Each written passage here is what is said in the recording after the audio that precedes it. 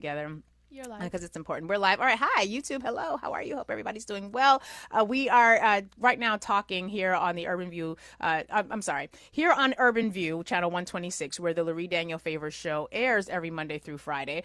We are having a conversation about the reason why I love Sankofa. Sankofa, as you all know, because I've talked about it with you all extensively here on YouTube, I've talked about it extensively because this is a really important principle. And the Sankofa principle, again, just as a reminder for people who are new to this show or to this experience, the Sankofa principle is really a part of a broader symbol of principles. And those principles are all depicted with what some people might call hieroglyphs, but hieroglyphs is not appropriate because hieroglyphs are what we know as the symbol systems on the pyramids found throughout the Sudan, Nubia, Kemet, and those Egypt. What you think about in those spaces, that's what we tend to think about when we're thinking about hieroglyphs. But the Adinkra symbol systems, of which the Sankofa bird is one of them, this symbol or this system of principles is basically a West African iteration of writing systems, and it is a West African iteration that really uses powerful symbols and imagery to depict various very important principles, right? And so Sankofa, the principle for Sankofa, is one that basically says you have to go back to your past and fetch it. You don't go back to the past to get stuck there,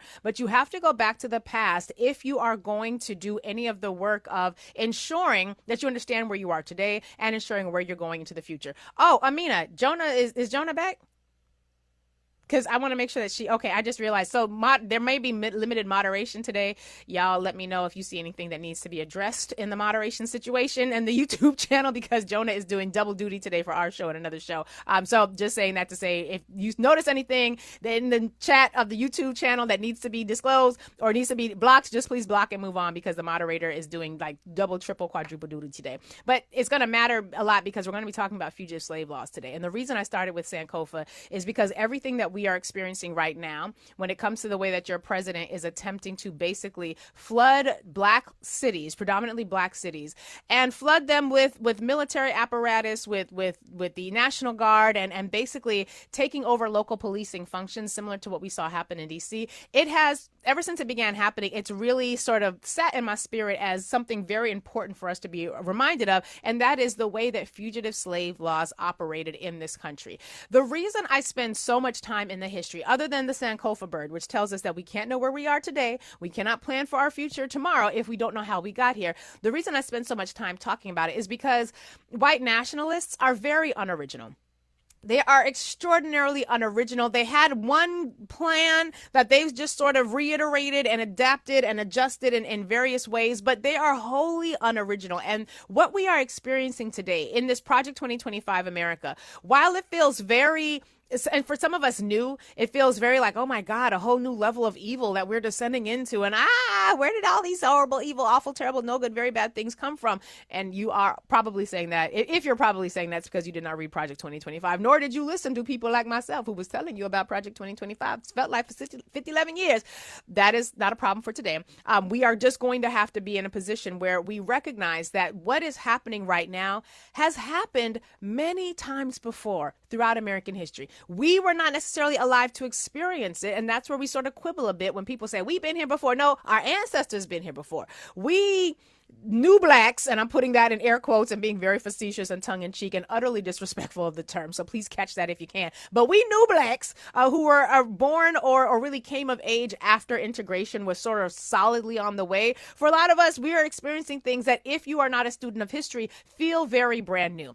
And by not being a student of history, I also mean if you came from a community that did not prioritize the preserving of that history, right? Because a lot of times we talk about, well, we don't even know our history, like it's the fault of the newest generation that we don't know the history. The fault of not knowing the history in the newest generation belongs with the people who came in the generations before who did not effectively teach said history. So we also have to, we taking that one on the chin. But I want to talk today about the fugitive slave laws, because what we're seeing happening in Washington, D.C., and what appears like they trying to spread to Chicago and New York. Like, we just need to know how fugitive slave era laws happen. We need to know what it looked like so that we can effectively prepare, because it's back. It's back. Now, for those of you who are not familiar with the fugitive slave era laws, let me just give you a brief description, and then we're going to get into reading some of the primary sources that are available to and for those of you who are not students, a primary source is a source that was written. Okay, so you know how a newspaper goes and tells you about what was happening at an event. That's a source, right? But a primary source, if I was there and I'm a witness and I'm telling you, I'm a primary source. And if I write down what was happening, I'm more of a primary source. But if somebody was witnessing and then interviewed me and then talked about it, they're not. It's complicated, but just know that you got to check your sources. You got to check your sources. Sorry, I'm laughing because the fact that I have to explain primary and secondary sources feels weird, but we live in America where education is not really prioritized or valued. Anyway, in the fugitive slave era, fugitive slave laws were pieces of federal legislation that were put into place to deal with the fact that black people was running away from slavery. Like running, like I was running. What's that song, Hezekiah Walker? Got 100, 99. And you all know that Hezekiah Walker song where he's like running for his life? I can't remember it right now, but somebody Google Hezekiah Walker and then drop the name of this song in the chat. It's 99 won't do. I need 100. But anyway, they was running for their life. Black people was running for their lives. They was running away. They was escaping. They was sabotaging the slaveholders. They was burning down crops. And if you think I'm lying, wait till y'all get a copy of Clay Cane's Burning Down Master's House. I'm just telling you based on actual things that happen on actual people. And if you don't believe black people was resistant, it's because you don't study enslavement. It's because you don't study liberation. But black people were running the monk away. They were escaping. They were escaping in a lot of significant numbers. So much so that it was very destabilizing to the economy of the whites. Because you have to remember, by the end of the 1600s, going on into the 1700s, white people had essentially decided that one, they were going to be white. Remember, that was a new thing for them. That didn't happen until the late 1600s, like around 1680, I believe. And white people having decided that they were going to be white because previously they were British, they were Scotsmen, they were Dutch, they were German, they were French, they were Spanish, they were Portuguese. They were all these different nations. And before that, they were tribes who warred a lot with each other. But once they figured it out, they decided to go from being nations in their homeland to once they came from their homeland to this land that was fully occupied by indigenous people before the Europeans genocided them and wiped them out, then they would come here and then they would sacrifice their homeland nationality and they would become white. And that was very important in American society because once you became white, that meant that you got access to certain things, like you could never be enslaved. Right? That's a big deal. Talk about affirmative action. You could never be enslaved as a white person. You could never be forced to be enslaved to either a white person or a black person. And you could always claim some sort of privilege over black people who were considered non-white. And that was very important because in this society, which was based on the beginnings of capitalism, essentially what was going to happen was you might be dirt poor. You might be a dirt poor white, but as long as you weren't black, you were going to be given access to at least the bare minimums of society. You were going to be given access to at least, not being able to be spat on by a black, right? As a poor white, you could at very least know that if anybody was going to do the spitting, it was going to be me spitting on that N-word. It wasn't going to be them spitting on me. Now, mind you, I may not have enough water and be able to afford enough water to buy a pot to piss in, but I could spit on you. And you couldn't spit back on me. And in this society, that meant something because you might not have nothing else. But if you were white and dirt poor, you could always make a wealthy black feel like they were beneath your feet, which were probably covered in dirt and grime because you also could not afford shoes. And so this was something that it was baked into the social contract of being white. And as white people began to rely more increasingly on enslaved labor, which they did because they decided to defund poor whites, right? Remember we talked about this last week. Poor white people there was a time when the poor whites could come from overseas and get a good job working on some land for a good 5 to 10 years. And then at the end of that indentured servitude, they would then get their own crop of land and some seeds. And they could plant them seeds on their own crops of land and then they could grow and they could become a farmer. And then maybe one day they too could buy black.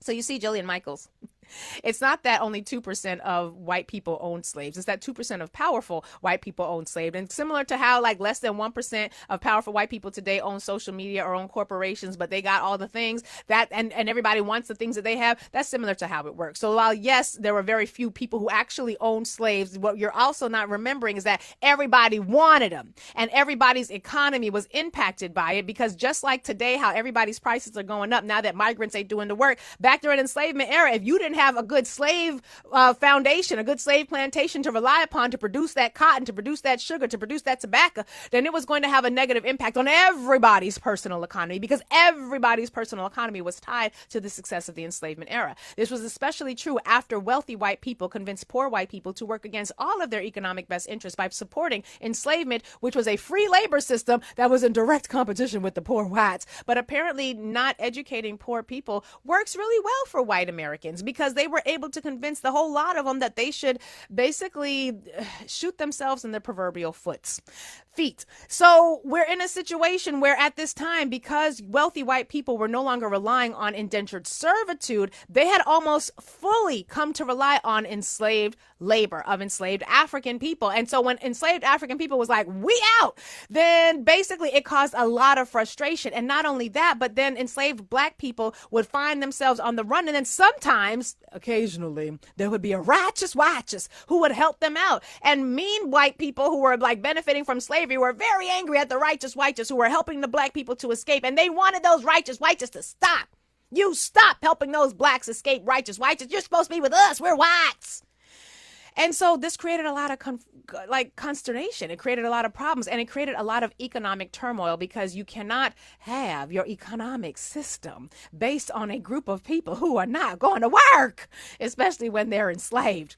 And so the fugitive slave laws were basically laws that were put into place that would say any black person who was running away, or that you suspected was a runaway, or who looked awfully suspicious, like one day you could have run away, or who might not have been a runaway at all, but you just pissed me off because I decided to say something and you talked back to me like a free black would, but I don't think you're really a free black. I'm going to call the fugitive slave hunters. And the fugitive slave laws basically created a situation where anybody who was considered black would be able to be captured and brought back into enslavement if they had been enslaved before. But even if they had not, shout out to Samuel Northup and 12 Years a Slave, had they never been enslaved, had they always been a free black, had they always been a member of the privileged elite, the bourgeoisie, some of you like to call them the boule, had they ever been a part of that group, then it didn't matter, because you weren't also allowed to testify against white people in court. So even if you had been considered free your entire life, even if you had been born free, if credible white people, and by credible white people I mean anybody in a body that was white, said that you had been enslaved on their property, then basically it was anybody's guess as to what could happen to you. And 9 times out of 10, you was going to end up in chains, whether you had ever been there before. I came across a museum.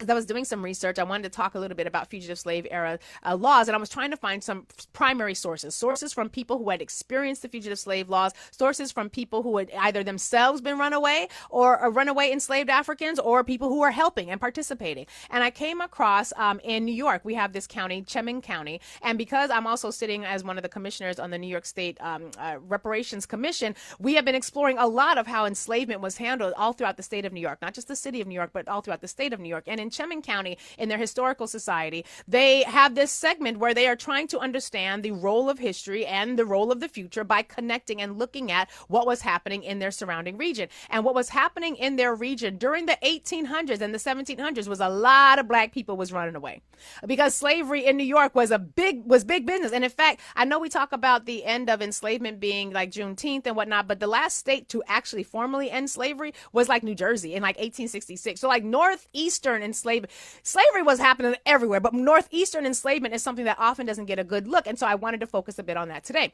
Now, the reason I'm focusing on this particular historical society is because they have letters from people who were a part of helping either black people escape or helping to capture black people. They have letters that people were writing to talk about what they were experiencing in that moment. And so this letter, the one I'm going to read to you, the 2 letters I'm going to read to you, these are letters where these group of people called the Fairmans, Mary and Seymour Fairman of Elmira, wrote these letters to Mary's parents. This was dated July 8th, 1845. And in the letter, the Fairmans are talking about Elmira's very small but growing black community and the problem of slave catchers. Now, I was not able to determine whether Mary and Seymour were white or black.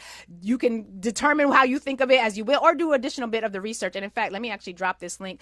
Jonah, I'm going to put this link to the extent that you are here, whoever's managing our chat. I'm going to drop this link into the Zoom chat so that you can share that. And then I'm going to also put it in the link or in the chat for our YouTube channel because I appreciate y'all as well. Okay, or somebody just put it in. Great, perfect. All right. So I want to read this letter, and then I want you to think about what we're hearing described here in light of what's happening in Washington, D.C. and in Chicago. Okay, so here we go. This is a letter that Mary is writing to her parents. Okay, here's Mary. We have for citizens in this place some 150 or 200 Negroes, mostly, if not all, runaway slaves. They are constantly coming away from the South. Last summer, 6 came here together, 2 on 3 weeks ago. Some 4 or 5 more came yesterday, and yesterday 5 more from Maryland arrived in search of them. The poor fellows have had a good, staunch many friends all. Actually, let me pause here. You hear this part? Some 4 or 5 came, and yesterday 5 more from Maryland arrived in search of them. So Mary's not just talking about the enslaved Africans who are running away. She's also talking about the people who are chasing them, like the Proud Boys National Guard or federalized troops of that era. And so she's talking about the people who are coming into their town. The town is swelling. They've got now a couple of hundred black people. I'm sure you can tell what her race is. We can't confirm it, but I'm sure you can tell what her race is by how I'm reading. Okay. And last evening, 2 or 3 of them went around and told all of them on their arrival of the arrival of the hunters so that they might be on their guard. One of the latest arrived Negroes has been in the employ of the first man in the place, not an abolitionist. And when he and his family heard of the arrival of these creatures seeking after the poor Negroes that they might drag them back again to slavery, they shed tears. The gentleman has given the Negro his rifle to defend himself with. We think the Southerners will not be able to take the Negroes away if they succeed in fighting them. She's white. I was kidding when I said we didn't know what race she was. I just wanted you to see if you could pick it up from the context clues. Mary is talking about the fact that there are so many runaway enslaved Africans here, and they are being pursued by the hunters. They're being pursued by people who were basically they were deputized to come chase these black people because they were being pursued for the criminality of running away, because being free and black at the same time was illegal if you were coming from some of these spaces. Now, Seymour, the husband, I believe it's the husband or the brother, I think it's the husband, is also writing a letter, and he says the following. Those slaveholders are making quite the effort to catch their slaves. Judge Dunn has issued precepts for them, and the sheriff is attempting to arrest them. Some 3 of them were sent by their abolition friends into the country about 6 miles to escape detection, but the sheriff heard of them and started in pursuit with 5 slaveholders. But one of the leading abolitionists found out that they had discovered the Negro retreat, and mounting his horse, he rode about 6 miles in 30 minutes to warn them of their danger. He arrived about 20 minutes before the sheriff. It will be impossible to take them. So you see, this is Seymour and Mary writing to Mary's parents about the ways in which the slave catchers were coming after black people. But do you hear what they're talking about? This is a conversation from white people about the righteous whiteous, right? Because a lot of times we have the Jillian Michaels of the world who only seem to talk about slavery equals bad and slavery equals terrible, slavery equals white man is awful. Yes, slavery does equal all those things, but there was also this other component of it, which people like you never seem to talk about or study or learn about. Why you don't identify with the John Browns, as we had asked last week. Why you don't identify with any of the abolitionists. You only identify with the slavers. I think it has something to do with where you see yourself in the current hierarchy. But these are letters where they are talking about the ways in which black people had to organize to keep themselves safe from the slave catchers, and how the slave catchers had their own systems and were highly effective at destroying black communities, but black people were ultimately always resistant. Why do these stories matter today? Why do we need to know slave catching stories today? Why do we need to know that the Second Fugitive Slave Act, which came into existence in 1850, basically deputized every white person everywhere and said, if you are white, you have an obligation, you have a duty, you are required to catch any black person that you see. And so when we think about how people right now have no problem watching black people, demanding information from black people, trying to find out what we doing, where we going, asking questions like they don't even know us off the street, but ask us questions and approach us in ways that indicate that there is an expectation that we would respond to them, that there is an expectation that we would defer to their grant of authority, which they got from we don't know from whence. But when you read these stories, you realize the reasons that white culture operates in a way that says that they can always monitor and pursue us is because this is the legacy that they came from. Every white person was responsible for helping to catch black people, every white person. So think of it this way. After we see the film Get Out, you remember how Get Out ends. Was it Jordan Peele? Yeah, Jordan Peele's Get Out. You see how Get Out ends, and that movie where, like, you know, the body snatchers and all this, that, and the other. And Chris at the end, he makes it out with his friend Lil Ray. I can't remember his name, but y'all remember how it ends? I always imagine like the fugitive slave laws operating something like how at the end of that film Get Out, when they're able to drive away, think about what might have happened had that great eruption that they experienced at the house, with the blowing up of the house, at the Armitage's house, and blowing up of that whole effort. What if Chris and them had finally realized at the end of the film that every white person was a part of that body snatching enterprise? Or similar to what happened in The Matrix, when you remember how anytime Neo was in The Matrix, any person that he sees could be turned into an agent in an instant. Think about what it would be like. Look around right now where you at, and think about all the white people that surround where you're at right now. And think about if any of them or all of them in an instant turned on the command to basically look at you and snatch you up and turn you in for being a runaway slave. That was sort of what it was like. And I'm trying to provide 2020s analogies and to year 2000 analogies to explain what was happening in the 1800s and the 1700s and the 1600s. But this is important because what the white supremacists are doing right now is exactly that. Your president announced that he is going to be coming into Chicago next. And I just want to pause here because I decided I was like, how many cities is Chicago more dangerous than? Like, is Chicago in the list of the top 10, top 20, top 50 most violent cities? So I decided to search.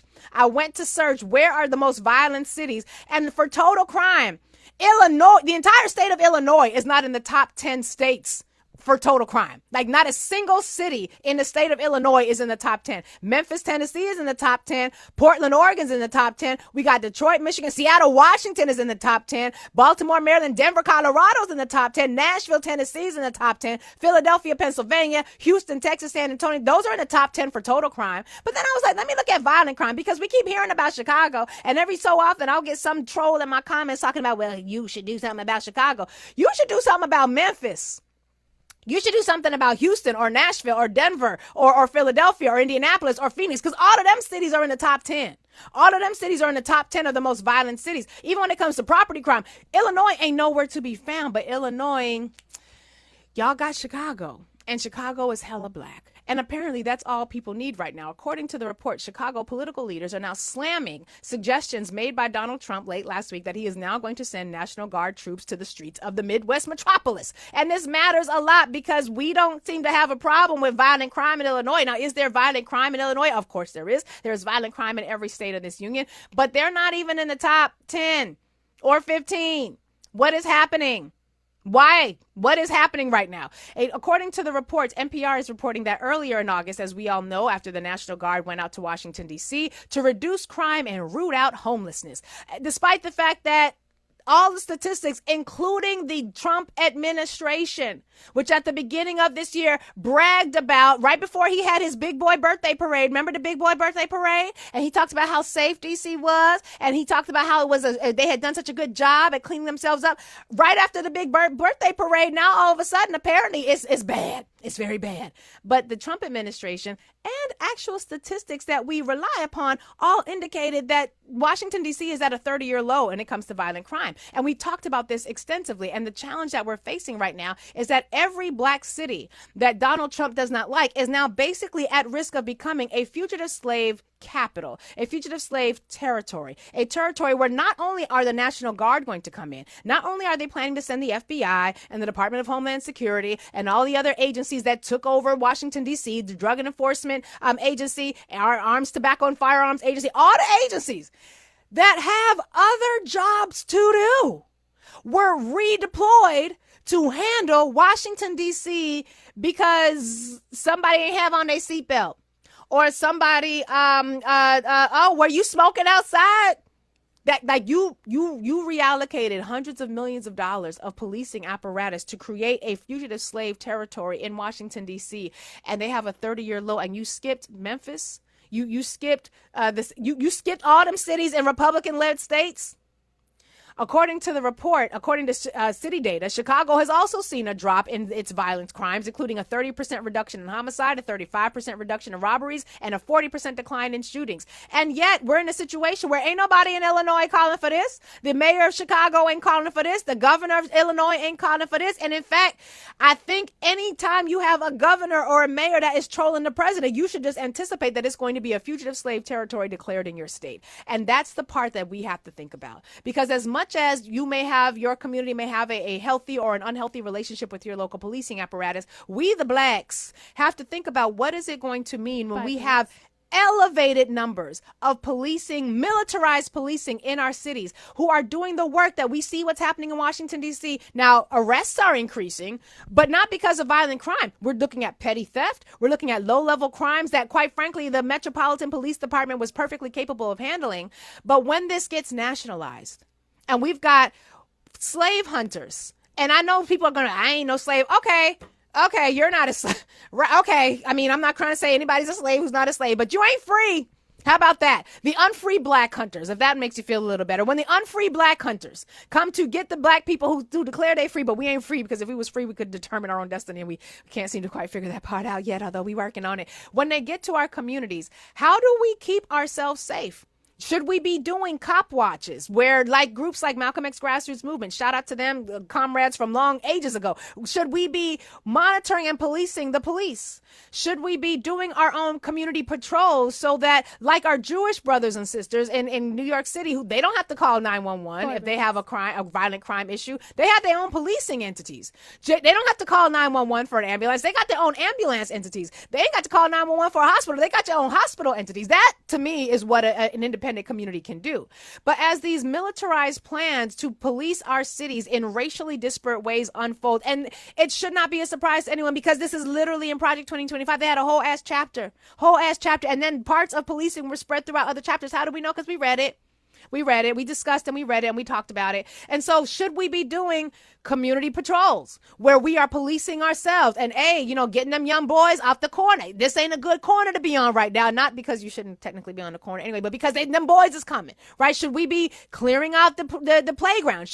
What does it look like to create community safety patrols similar to what our enslaved ancestors had to do when they heard that them slavers was coming? And they was in Midtown, upstate New York.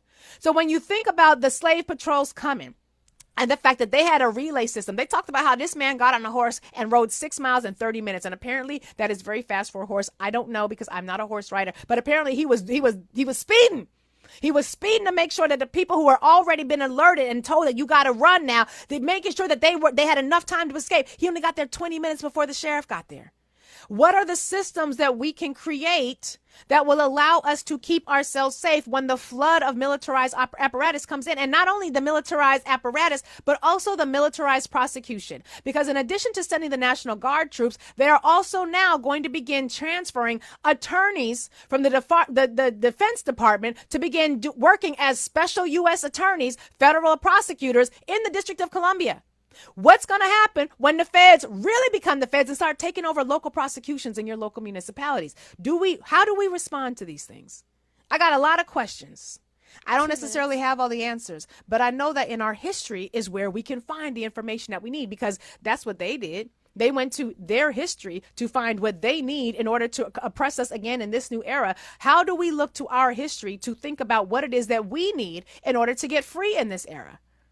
These are the questions we got to think about. And again, I don't have a whole lot of answers, but I do know that as we are raising the questions, we will be able to come up with the answers. We will be able to figure them out, but we got to start by asking the questions. And quite frankly, some of the answers don't need to be said on these airwaves. Okay? Some of the answers don't need to be said on these airwaves. So think about where we're at right now. This is my question for the audience. 866-801-8255, 866-801-TALK. Think about what it means to be on the run.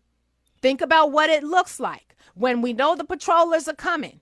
And think about what it looks like to have independent, offline, non-traceable, non-on your cell phone and easily locatable because you are connected to elongated muskrat Starlink. Okay? Think about what the plans could look like just on the off chance the fugitive slave laws come back. Just on on the off chance, think about what that looks like, and then think about what the organizing in your community currently looks like, and how you are going to do the work of making sure that we don't fall down the same traps that many of our ancestors fell. Because you know what got rid of the fugitive slave laws? The Civil War. That's how the fugitive slave laws came to an end. We are going to go to commercial break. YouTube, we appreciate you. Please download the podcast later on today. And it's called Lurie Breaks It Down. You can get it anywhere you get your podcast. But I appreciate y'all. Urban View, that's the question. 866